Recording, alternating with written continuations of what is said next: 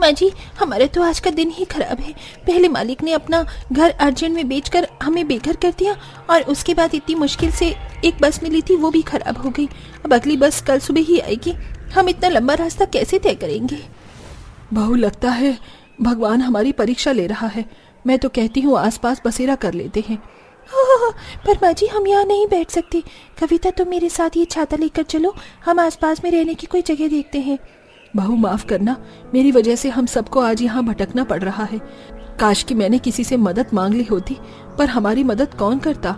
भला 2 हफ्ते के लिए कौन हमें अपने घर में पनाह देता? इसलिए मैंने अपने बेटों के पास जाने का फैसला लिया, पर अब लगता है कि मैंने गलती कर दी। नहीं माँ जी, आपने कोई गलती नहीं करी। आप सब यहीं रुकिए, हम अभी रहने का इंतजाम करके आते हैं। इतना बोलकर निशा और कविता हाथों में छाता लिए आगे बढ़ती हैं। तो वहीं पेड़ के पास बैठा गोलू ठंड से कांपते हुए अपनी दादी से बोलता है, दादी, बहुत ठंड लग रही है। मैं बहुत थक चुका हूँ, अब और चलने की हिम्मत नहीं है। हम जी, हम भी बहुत थक गए हैं। कुछ देर आराम कर लेते हैं, जब तक दीदी और कविता भी रहने का कोई इंतजाम देख कर आ रही है। अपनी बहू के बोलने पर अब आशा अपनी बहुओं और पोतों के साथ बैठ जाती है। तो वहीं निशा और कविता जंगल में रहने का कुछ जुगाड़ कर रही होती हैं कि तभी कविता की नजर एक जख्मी गिलहरी पर पड़ती है और कविता अपनी साड़ी का पल्लू फाड़कर गिलहरी के चोट पर बांधती है। नन्ही गिलहरी, इससे ज्यादा मैं तुम्हारी मदद नहीं कर सकती, पर अब तुम्हारे शरीर से खून नहीं निकलेगा। कविता, तूने गिलहरी के लिए अपनी साड़ी फाड़ ली? हाँ दीदी, क्योंकि मैं इस गिलहरी को जख्मी हालत में नहीं देख सकती। देखिए ना, ये कितनी मासूम है। वो सब तो ठीक है, पर मुझे लगता है रात ज्यादा हो रही है। अब हमें अपने परिवार के पास जाना चाहिए। अब निशा और कविता फिर से अपने परिवार के पास जाती हैं, पर वो दोनों अपना छाता वहीं भूल जाते हैं, जिसके बाद पूरा परिवार उदास ठंड में कांपते हुए आगे जाता है। एक तो इतनी ठंड, ऊपर से मौसम भी बिगड़ रहा है, कहीं बारिश ना हो जाए। वो तो ठीक है कविता, पर तुम्हारे हाथों का छाता कहाँ गया? दीदी, लगता है मैं अपना छाता वहीं भूल गई। अब हम क्या करें? कोई बात नहीं बहू, अभी बस मौसम बिगड़ा है, बारिश हुई नहीं है। इतना बोलकर एक बार फिर आशा अपनी 5 बहू के साथ आगे बढ़ती है। थोड़ी ही दूर पर कविता की नजर एक छाते पर पड़ती है। माँ जी, वो देखिए, वो छाता तो बिल्कुल हमारे छाते की तरह है। कविता, पर यह हमारा छाता नहीं है। हम तो अपना छाता बहुत पीछे ही छोड़कर आ चुके हैं। चाची, किसी का भी छाता हो, पर अब मैं आगे और नहीं चल पाऊंगा। मुझे बहुत ठंड लग रही है। मुझे थोड़ी देर सोना है। आप यहीं बिस्तर लगाओ, मैं यहीं सोऊंगा। माँ जी, बच्चे सच में बहुत थक गए हैं और राजू की तो तबीयत भी ठीक नहीं है। हम सब एक काम करते हैं, राजू और गोलू के लिए यहीं बिस्तर लगा देते हैं और छतरी से इन्हें ढक देंगे ताकि इन्हें ज़्यादा ठंड न लगे। बाकी हम सब ऐसे ही बैठ जाएंगे। अब कविता वो छाता उठा लेती है और निशा एक पेड़ के पास चादर बिछाकर अपने दोनों बच्चों को लिटा देती है और कविता उस छतरी से बच्चों को टेढ़ा करके ढक देती है। पर यह करते ही वो छतरी खड़ी करते ही बड़ी हो जाती है। देखो, खेलने के बाद ये छतरी कितनी बड़ी है। इसमें अभी इतनी जगह और है कि आप और दादी भी बैठ सको। माँ जी, आप नेहा, अंजलि के साथ छतरी में बैठ जाइए, दोनों गर्भवती हैं।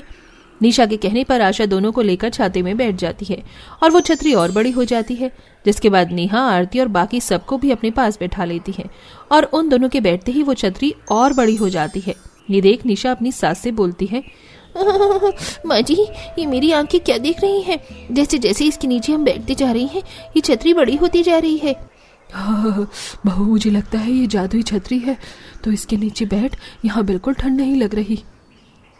अब पूरा परिवार छतरी के नीचे बैठ जाता है, पर जब गोलू और राजू को ये पता चलता है कि वो जादुई छतरी है, तो दोनों बच्चे बड़ी ही मासूमियत के साथ जादुई छतरी से कुछ खाने को मांगते हैं।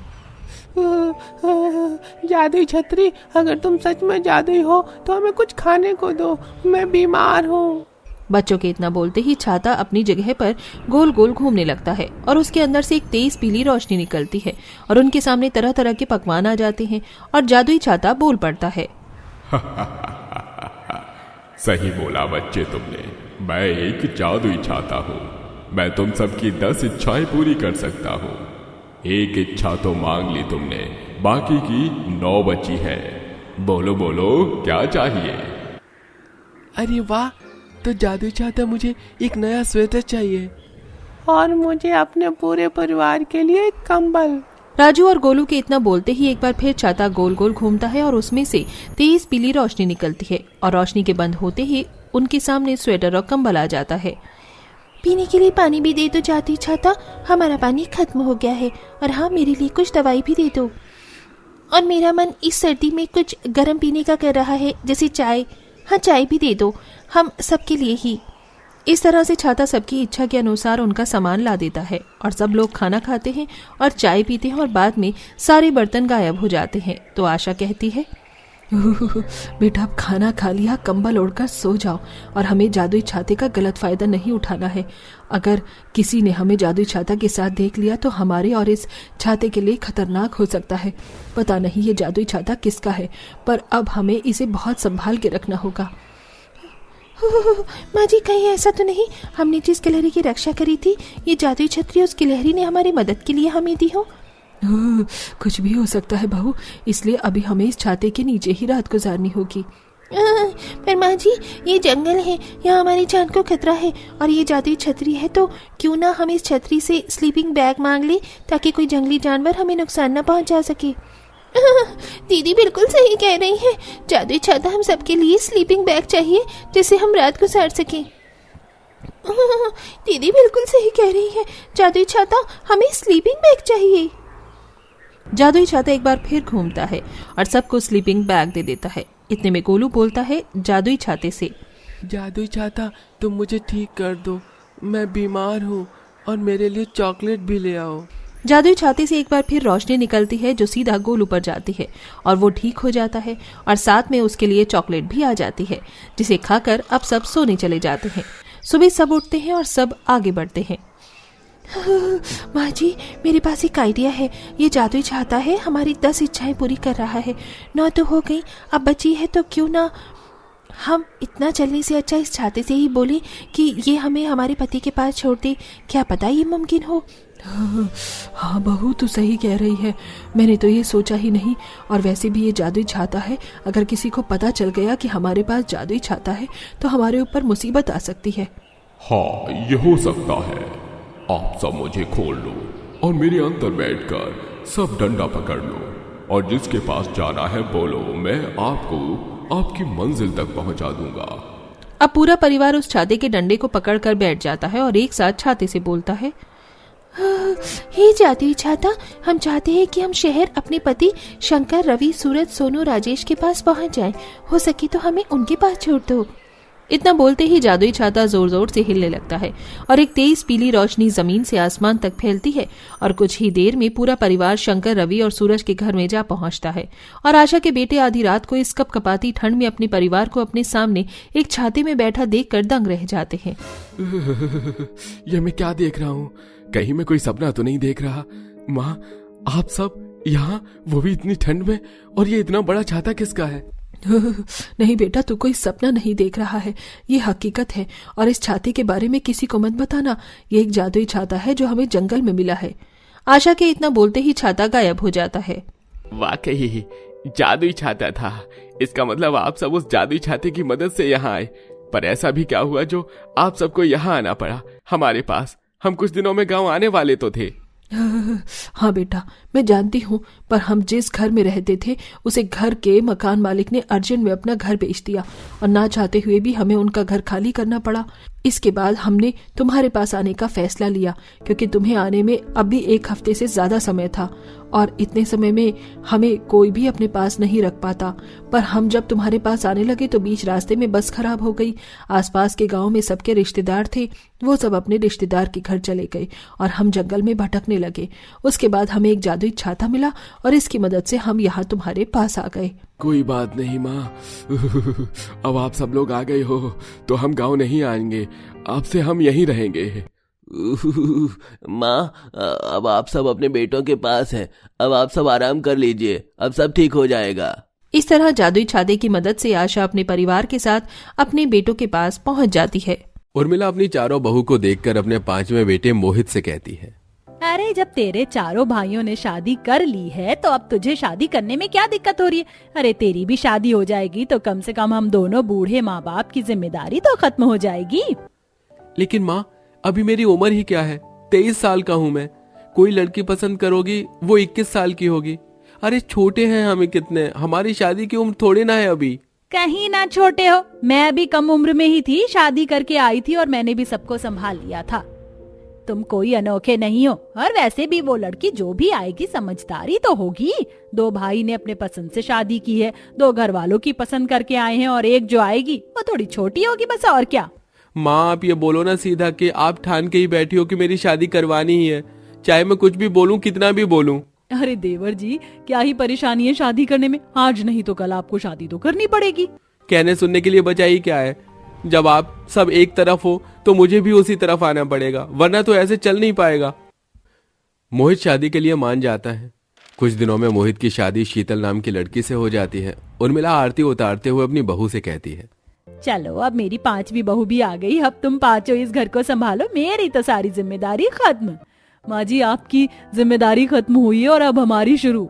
अब आप चिंता मत करिए, आपकी 5 बहुएं इस घर को बहुत अच्छे से संभालेंगी भी और संवार कर भी रखेंगी। हाँ, आपको कभी कोई चिंता नहीं होने देंगे। कुछ दिनों में ठंड का मौसम भी बढ़ता जाता है। अरे सोनम बहू, नहाने के लिए पानी गर्म कर दे। माँ जी हमारे गांव में ना पानी गर्म करने के लिए एक लोहे का यंत्र बनाते थे, उसमें ठंडा पानी डालो और गर्म पानी निकलता था, तो मैं भी छत पर बना देती हूँ। वहीं छत पर मिट्टी भी पड़ी है और कुछ लकड़ी भी है। लेकिन बहू वो बनाने की जरूरत नहीं है, हमारे घर में गीजर भी है और पानी गर्म करने के लिए रॉड भी है, तो उसी से पानी गर्म कर दे, इतनी मेहनत क्यों करनी है। माँ जी बात मेहनत की नहीं है, ये जुगाड़ है, आप चिंता मत कीजिए। आप मेरा ये जुगाड़ देखेंगी ना तो तारीफ करते हुए खुद को रोक नहीं पाएंगी। सोनम अपनी सास की बात नहीं मानती और छत पर जाकर जुगाड़ करने लग जाती है। यहाँ छत पर कितनी ज्यादा ठंड है, इतनी ठंडी हवा चल रही है, पर कोई बात नहीं, अब देखना मेरा ये जुगाड़ घर में इतना मशहूर होगा ना, सब मेरी तारीफ करते रहेंगे। पानी गर्म हो जाएगा, इससे आसानी से बिजली बचेगी, मेहनत बचेगी। कुछ देर बाद सब लोग छत पर जाते हैं। बहू ये क्या, तूने पूरी छत पर ये मिट्टी वाला पानी क्यों गिराया हुआ है, और ये लोहे के कटे हुए टुकड़े ये सब यहाँ क्या कर रहे हैं, किसी के पैर में लग जाएंगे तो। माँ जी मैं तो सबके लिए पानी गर्म करने का यंत्र बना रही थी जो हमारे गांव में चलते, लेकिन यहाँ तो बन ही नहीं पा रहा है। अरे जब जो चीज होती नहीं है तो वो क्यों ही करना, तुमने सारा काम खराब कर दिया। अब छत पर से छोटे छोटे लोहे के टुकड़े कैसे साफ होंगे, उससे किसी को लग जाएगी तो। अब मैं क्या करूँ। बस करो तुम लोग, अरे जुगाड़ करने की क्या जरूरत है जब हमारे पास वो चीज पहले से ही मौजूद, सुबह से लगी पड़ी है। मैंने कब से बोला हुआ था पानी गर्म करने के लिए, ना पानी गर्म हुआ और ना ही तेरा ये जुगाड़ तैयार हुआ। सब मिलकर ठंड में अब छत साफ करो। ऐसे ही दिन निकलते हैं। कुछ दिनों बाद उर्मिला मेघा से कहती है, बहू ठंड भी बहुत ज्यादा हो रही है और ठंड में इतना अच्छा अच्छा खाना खाने को मिलता है, आज बहुत ज्यादा भूख लग रही है, आज कुछ अच्छा बना दे। माँ जी आज खाने में सोच रही हूँ सबके लिए साग बना दूं, लेकिन चूल्हे पर। बहू नहीं, रहने दे। उस दिन तेरी जिठानी ने पता नहीं क्या बनाने का जुगाड़ करने की कोशिश की थी, लेकिन वो खराब हो गया था। तू कुछ ऐसा मत कर, हमारे घर में चूल्हा नहीं है, गैस है, इस पर बना दे। अरे ससुर जी आप ये कैसी बातें कर रहे हैं, आप तो मुझे कुछ ज्यादा ही नजरअंदाज कर रहे हैं। पता है चूल्हे पर साग रोटी कितनी बढ़िया बनती है। आप चिंता मत कीजिए, मैं चूल्हे पर ही साग रोटी बनाऊंगी और ऐसा साग रोटी बनाऊंगी आप सब लोग मेरी तारीफ करते हुए रुक नहीं पाएंगे। साग बनाने के लिए चूल्हा पहले बनाना पड़ता है, वो भी बन जाएगा माँ जी। मेघा रसोई घर में ही चूल्हा बनाने लगती है। चूल्हा तो बनने वाला है, अब बस एक बार जल्दी से चूल्हा बन जाए और चूल्हे पर साग रोटी बनाऊंगी, तब फिर देखती हूँ कि सब कितना स्वाद लेकर खाएंगे मजे से। जैसे तैसे मेघा चूल्हा बना लेती है और चूल्हे पर फिर जैसे ही आग जलाकर वो साग बनाने लगती है कि पूरे रसोई घर में धुआं भर जाता है। अब क्या करूँ, ये तो रसोई में पूरा धुआं हो गया, यहाँ पर तो सांस लेना भी दुश्वार हो रहा है। खिड़की खोलती हूँ। मेघा खिड़की खोलती है लेकिन फिर भी धुआं का कुछ हो ही नहीं रहा था। धुआं पूरे घर में भर जाता है और उर्मिला आती है। अरे बहू ये क्या है, पूरे कमरे में धुआं जा रहा है, घर में धुआं भर गया है। माँ जी मैं तो चूल्हा जलाया था, पता नहीं कैसे धुआं हो गया। चूल्हा घर में जलाएगी तो धुआं ही होगा ना। अरे चूल्हे को खुले में बनाते हैं, चुपचाप से चूल्हा हटाओ और सब साफ करो यहाँ से। जो भी बनाना है वो बस गैस पर ही बनेगा। जुगाड़ जुगाड़ जुगाड़, ये जुगाड़ नहीं गंवार पना है। कुछ दिनों बाद महेश और उर्मिला काफी सारे कपड़े नीलम को देते हैं। ये सारे कपड़े गंदे हो गए हैं, घर के पर्दे भी है, जूते भी है, और सारे कपड़े अलग अलग धोना, क्योंकि एक ही में धोने लगोगी ना तो मशीन खराब भी हो सकती है और इसके अलावा मशीन पर लोड भी पड़ेगा। कपड़ों का रंग भी एक दूसरे पर जाएगा, इसलिए ध्यान से करना है। बहू, इसमें कुछ गलती मत कर दियो, वैसे ही बहुत खून पिया है तुम पांचों ने हमारा। ठीक है पापा जी, आप चिंता मत कीजिए, मैं धो दूंगी। नीलम सारे कपड़े जूते लेकर धोने के लिए जाती है और मशीन चालू करती है। मैं अगर अलग अलग धोऊंगी तो टाइम भी लगेगा, बिजली भी इस्तेमाल होगी और ठंड भी लगती रहेगी मुझे। इससे अच्छा मैं एक ही साथ धो देती हूँ। नीलम एक ही बार में सारे कपड़े वॉशिंग मशीन में डाल देती है, जिसकी वजह से एक धमाके की आवाज आती है। हे भगवान, ये कैसे धमाके की आवाज आई? धमाके की आवाज सुनकर सब घर में आ जाते हैं। क्या हुआ बहू, ठीक तो है ना? ये आवाज कैसी थी? पता नहीं पापा जी, मैंने तो सारे कपड़े एक साथ वॉशिंग मशीन में डाले थे और अचानक से आवाज आ गई। मैंने तो कुछ किया भी नहीं। बहू, तू कुछ करती ना तो ऐसे नहीं होता। तूने सच में कुछ नहीं किया, इसीलिए ऐसा हो गया। भगवान, ये कैसी अनोखी बहुएं आ गई हैं। कुछ दिनों बाद चौथी बहू नीतू घर में ही आग जला देती है। कितनी बढ़िया आग जलाई है, सही है।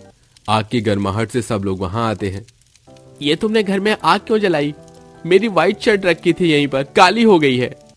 हीटर के आगे स्क्रीन खराब हो जाती, इसीलिए आग जलाई थी मैंने। आग नेचुरल रहती है। मेरी प्यारी बहू, तुम अपने मन से कुछ मत करो। अरे हमारे घर में अभी अभी पेंट हुआ था, शादी के टाइम पर सब काला कर दिया। हमारे घर में आग जलाने की जरूरत नहीं थी, हीटर है तो। अपने परिवार वालों को जैसे पांचों बहुएं अपने अनोखे अंदाज में सताई रही होती हैं। दिन निकल रहे थे, सर्दी भी बढ़ रही थी। कुछ दिनों बाद सबसे छोटी बहू शीतल पूरे घर में हर जगह कालीन बिछा देती है। अच्छा है, अब जमीन पे कालीन रहेगी, किसी को ठंड नहीं लगेगी। अरे बहू, कालीन बिछाकर तूने काम तो अच्छा किया, लेकिन कालीन पूरे घर में बिछाने की जरूरत नहीं है। जहाँ हम बैठते वहीं बिछा देती। माँ जी, मैं आपकी बाकी की चारों बहू की तरह गंवार नहीं हूँ, आप चिंता मत कीजिए, कुछ नहीं होगा। पूरे घर में हर तरफ कालीन बिछा देती है। मंदिर में जल रहे दिए से चिंगारी कालीन की तरफ पड़ती है और जिससे कालीन और फिर सोफा जलने लगता है। अरे बचाओ, सोफा जल रहा है, कोई आओ। नीतू की आवाज सुनकर सब लोग आते हैं और सब लोग मिलकर सोफा भी जलने से बचाते हैं। जल्दी से सारी कालीन भी हटाते हैं। ये क्या पागलपन है? पूरे घर में किसने कालीन बिछाई? मैंने बिछाई थी। देख लिया, क्या हो गया तुम्हारी कालीन बिछाने से? अरे थोड़ा तो दिमाग लगा लेती। अब बस बहुत हो गया, तुम पांचों ने ना दिमाग खराब कर दिया है। अरे तुम लोग कुछ अनोखा नहीं कर रहे, तुम बस दिमाग खराब कर रहे हो। हमेशा कोई ऐसा जुगाड़ ले आओगी जिससे पूरे घर का नाश मार देना है। अगर आज कोई हादसा हो जाता तो। माँ जी, आप सही कह रही हैं, हम लोग सच में बेवकूफ हैं। आज के बाद हम कुछ भी करेंगे तो पूछ के ही करेंगे या फिर अपना दिमाग लगाएंगे ही नहीं। हाँ, अब हम ऐसा ही करेंगे। हमें तो ठंड के कहर से ज्यादा तुम पांचों के कहर का ज्यादा डर है। अगर तुम आज समझ गई तो हमारे लिए ही अच्छी बात है। इसी के साथ अंत में पांचों बहुओं को अपनी गलती का एहसास हो जाता है और फिर कोई अनोखा वो जुगाड़ नहीं